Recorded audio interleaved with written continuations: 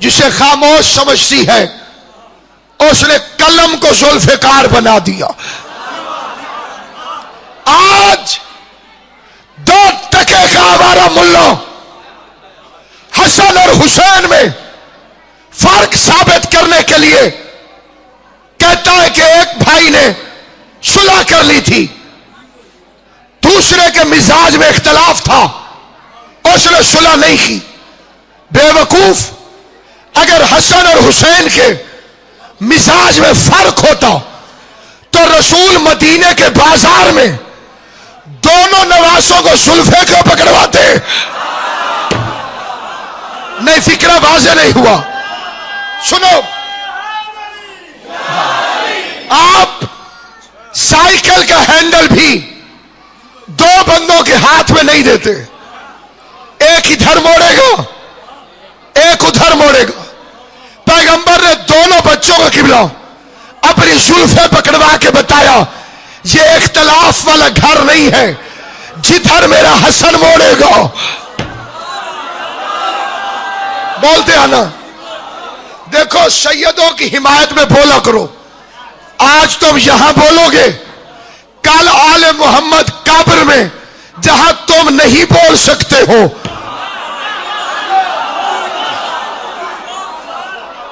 وہاں تمہارے لیے آل محمد بولیں گے۔ سامعین گرامی، اس کو ذرا یار، سامعین گرامی، خدا کی قسم بھائیوں میں اختلاف نہیں۔ بندے کہتے ہیں ایک نے صلح کیوں کی، دوسرے نے جنگ کیوں کی؟ میں پوری ذمہ داری سے فکرہ کہتا ہوں، قرآن کی قسم، مصطفیٰ کی قسم، مرتضیٰ کی قسم، حسن نے صلح نہیں کی تھی، حسین نے جنگ نہیں کی تھی۔ حسن سے صلح کی گئی، حسین سے جنگ کی گئی۔ نہیں، میں سمجھا نہیں سکا، میں سادہ کر کے سمجھاتا ہوں تاکہ ہر بندے کے ذہن میں فکرہ آ جائے۔ ایک مریض ڈاکٹر کے پاس گیا، اس نے چیک اپ کیا، چیک اپ کے بعد اس نے دوائی لکھ دی، یہ دوائی کھاؤ ٹھیک ہو جاؤ گے۔ 10 سال تک وہ دوائی کھاتا رہا۔ 10 سال بعد طبیعت پھر خراب ہوئی، اب ڈاکٹر کے پاس گیا، اس نے پھر ٹیسٹ کرائے اور تجویز کیا کہ آپریشن ہوگا۔ اب بندے بحث کریں، وہ ڈاکٹر ٹھیک تھا کہ یہ ٹھیک ہے، اس نے تو دوائیاں دے دی تھی، یہ آپریشن کہتا ہے۔ بندے کہیں گے پاگل، دونوں ٹھیک ہیں، وہ بھی ڈاکٹر ہے وہ بھی ڈاکٹر ہے۔ اس وقت بیماری تھوڑی تھی، دوائی سے کنٹرول ہو سکتا تھا، اب بیماری بڑھ گئی ہے، آپریشن کے بغیر گزارا نہیں۔ امام حسن نے اپنے زمانے میں دیکھا کہ شام کی بیماری منافقت والی صلح کی دوائی سے ٹھیک کی جا سکتی ہے، اور جب حسین نے چیک کیا تو سمجھ گئے پلید کے جب تک آپریشن نہیں ہوگا۔ نہ بکھنے والا اور ایک ہوتا ہے نہ جھکنے والا۔ یہ سیاست دانوں کے چرائے ہوئے لقب ہے، یہ ان کے لیے نہیں، یہ حسن حسین کا لقب ہے۔ سنیے، بکنے والا کون ہوتا ہے اور جھکنے والا کون ہوتا ہے؟ میرے پاس کسی نے کوئی امانت رکھی، مولانا اس امانت کا خیال رکھنا۔ میں نے امانت سنبھال لی، اتنے میں ایک بندہ پیسے لے کے آ گیا، مولانا 1 لاکھ روپیہ لے لو، امانت دے دو۔ میں نے کہا میرا ایمان اتنا سستا نہیں جو 1 لاکھ میں بک جائے، تھوڑے پیسے زیادہ کرو۔ اس نے کہا 5 لاکھ۔ میں نے کہا ٹھیک ہے۔ میں نے 5 لاکھ لے لیے، امانت دے دی۔ اس کو کہتے ہیں بکنے والا۔ جو پیسے لے کے امانت ضائع کر دے وہ بکنے والا ہے۔ مثال کے طور پر اس نے مجھے 5 کروڑ مولوی کہے اور میں نہیں مانا، پھر میں ہوں نہ بکنے والا۔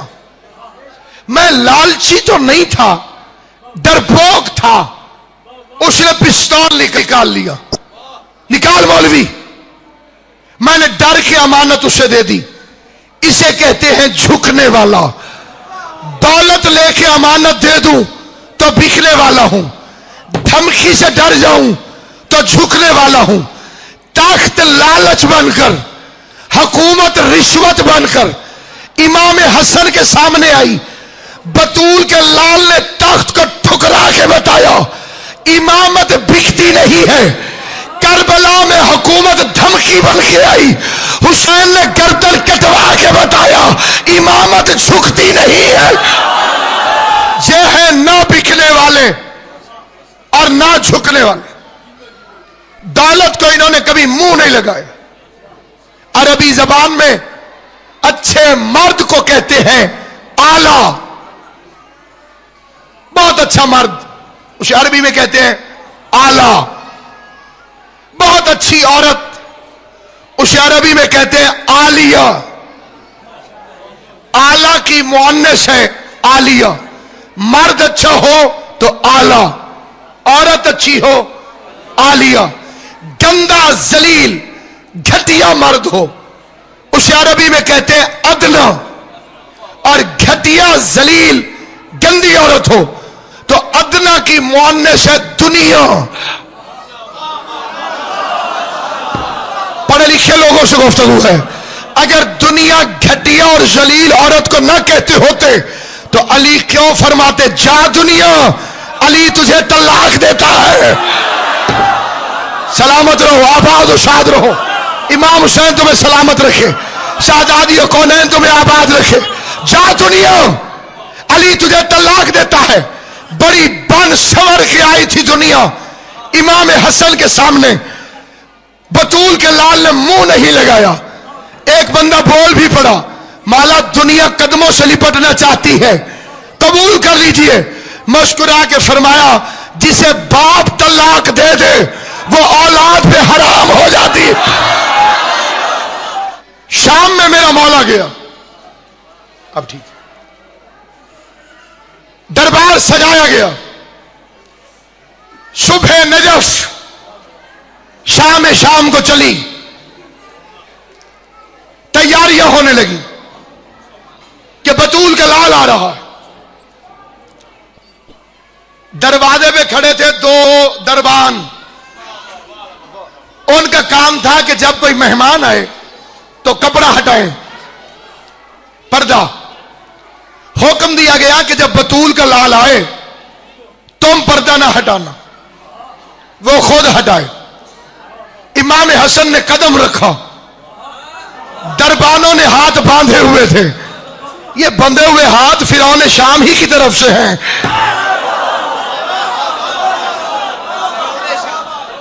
اگر تاج المناظرین کے شہر میں بات نہیں سمجھی جائے گی پھر دنیا میں کون کہاں سمجھے گا۔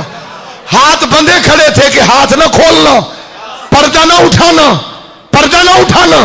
بطول کا لال خود اٹھائے۔ آل محمد کی عزت کی قسم، ادھر میرا مجتبی امام آیا، انہوں نے تو ہاتھ روک لیے لیکن ادھر سے ہوا چلی، ہوا نے ایک پردہ ادھر اٹھا کے اٹھا دیا، دوسری طرف کا ادھر اٹھا دیا۔ مسکرا کے کہا یہ تیری ریت ہے، یہ میری ریت ہے، تو اپنی ریت کو روک سکتا ہے، میری ریت کو نہیں روک سکتا۔ ایسے دوسرا حکم دیا کہ کوئی بھی وزیر امام کے آنے پہ اٹھے نہ، کھڑا نہ ہو، سلام نہ کرے۔ امام آئے، سب سے پہلے فرعون شام اٹھا، اسے امیر شام کہہ کر امیر المومنین کی توہین نہ کیا کرو۔ کائنات میں امیر مومنین کا صرف علی ہے۔ ایسے ترمہ بن عدی علی کے وزیر سے کہا تھا، سفیر سے، مجھے امیر المومنین کہہ کے سلام کر۔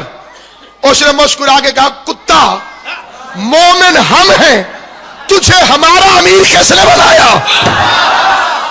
اور سیاست کی مکاریوں کا ہیڈ آفس ہے شام،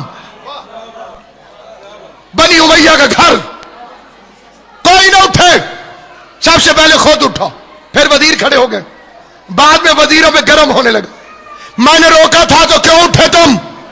اور کہا جناب کیوں اٹھے؟ اس کا میری تو مجبوری تھی۔ کہا کیا مجبوری تھی؟ کہا حسن کے ساتھ ساتھ ایک دیو آ رہا تھا جسے تم نے نہیں دیکھا، میں نے دیکھا، غلط پڑھوں بطول شفاعت نہ کرے، سنی شیعہ کتابوں کی ضمانت سے کہہ رہا ہوں کہ وہ دیو کے ہاتھ میں درہ تھا، اس نے مجھے کان سے پکڑ کے کہا بطول کے لال کے استقبال کے لیے اٹھ، ورنہ بھرے دربار میں تیرے اصلی باپ کا نام بتا دوں گا۔ وہ علی کے خلاف بولتے تھے، امام حسن جواب دیتے تھے۔ ایک بندے نے مولا علی کو گالی دی، امام حسن ہنسنے لگے، کہنے لگا تو کیسا بیٹا ہے، میں نے تیرے باپ کو گالی دی اور تو ہنستا ہے۔ امام حسن نے فرمایا تجھے تیری بکواس کا کیا جواب دوں، جبکہ ان شام والوں کو بھی پتا ہے تو اس کا بیٹا مشہور ہو گیا ہے جو عمر میں تجھ سے بھی 2 سال چھوٹا ہے۔ کتاب میں جا کے پڑھیے، لاؤڈ اسپیکر میں پڑھنے کے قابل یہی فکرہ تھا۔ باقی 69 بندوں کے جواب جو میرے مولا نے دیے ہیں، ایک بندے نے کہا میرا دل کرتا ہے میں آگے بڑھ کے تجھے قتل کر دوں۔ جو فکرہ امام کے منہ سے نکلے وہ منبر کی تہذیب کے مطابق ہوتا ہے، خلاف تہذیب نہیں ہوتا۔ اس نے کہا میرا دل کرتا ہے حسن میں تجھے قتل کر دوں۔ امام مسکرا کے فرماتے ہیں علی کی دشمنی میں تو مجھے قتل کی دھمکیاں دیتا ہے، تو نے تو اسے بھی قتل نہیں کیا تھا جسے روز اپنی بیوی کے بستر پہ دیکھتا تھا۔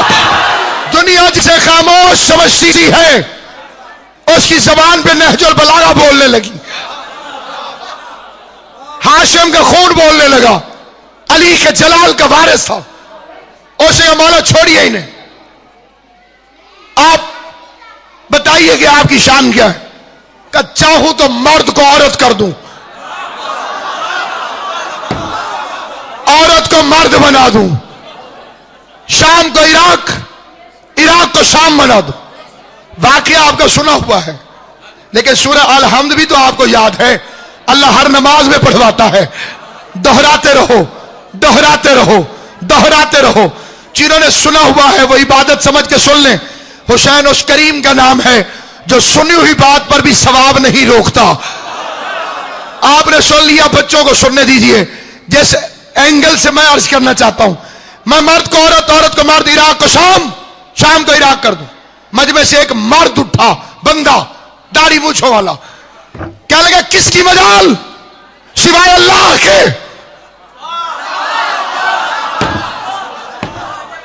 یہ حسن کے اختیار کا منکر تھا۔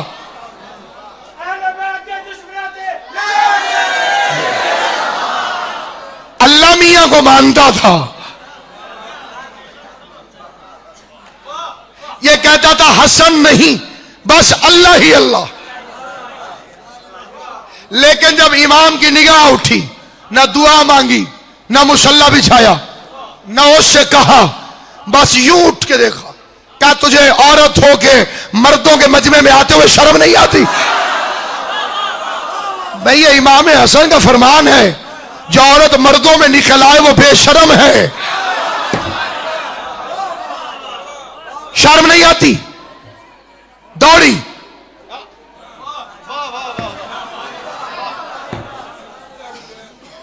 مرد اور مرد لڑ رہے ہو نا، تو اگلے کو بندہ کہے تو کہے چل چل، کہہ دیتے نا چل چل۔ اور اگر عورت ہو تو اسے کیا کہتے ہیں؟ چل نہیں چل، ٹھیک ہے؟ اسے عربی میں کہتے ہیں سیری۔ سیری، سیری کا مطلب ٹور پھر، چل نہیں چل، چل نہیں چل۔ اس نے بادشاہ والا روپ ڈالنا چاہا۔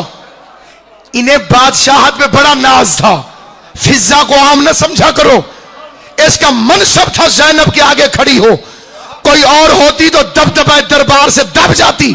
یزید کو جھڑک کے کہتی، او بے غیرت، جس ناز پہ، جس تخت پہ، جس حکومت پہ تو ناز کر رہا ہے، اس پہ جوتی رکھ کے ان کی کنیز بن کے آئی ہو۔ مسکرا کے امام حسن نے فرمایا محمد ضمیری، میرے ضمیر کا نام محمد ہے، علی امیری، میرے امیر کا نام علی ہے. حسین وزیری، میرے وزیر کا نام حسین ہے. جبرائیل فقیری، میرے فقیر کا نام جبرائیل ہے.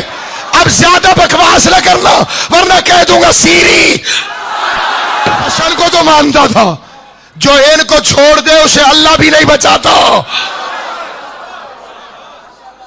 اسے مولا چھوڑیے، ناظر لیجیے چاہیے. آپ دیر سے آئے، میرا پیسہ ختم ہو جائے میں آپ کو نہ دے سکوں. مجھے بطول کی چادر کی قسم، اس سے بڑی قسم میرے پاس ہے کوئی نہیں.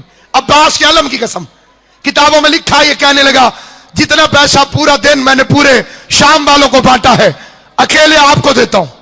سونے کے لدے ہوئے بڑے بڑے اونٹ لدے ہوئے، کہ مولا قبول کیجئے. امام اٹھے، اسے کہ مولا میرے پاس پیسہ کبھی ختم نہیں ہوتا، اس لیے کہ میں ہندا کا بیٹا ہوں. یہ سونا لے جائے، یہ چاندی لے جائے. میرا مولا چلا اور وزیر نے، اس کے ایک وزیر نے، نوکر نے آگے بڑھ کے امام حسن کی جوتیوں کو سیدھا کیا. بطول کا لال فرماتے جوتی سیدھی کی ہے، ہم آل محمد مفت خدمت وصول نہیں کرتے. جوتی سیدھی کرنے کے بدلے میں یہ ساری دولت تو لے جا، یہ ساری دولت تو لے جا، ساری دولت تو لے جا، ساری دولت تو لے جا. معاویہ کا رنگ بدلا کہ جوتی سیدھی کرنے کے بدلے اتنا سارا سونا.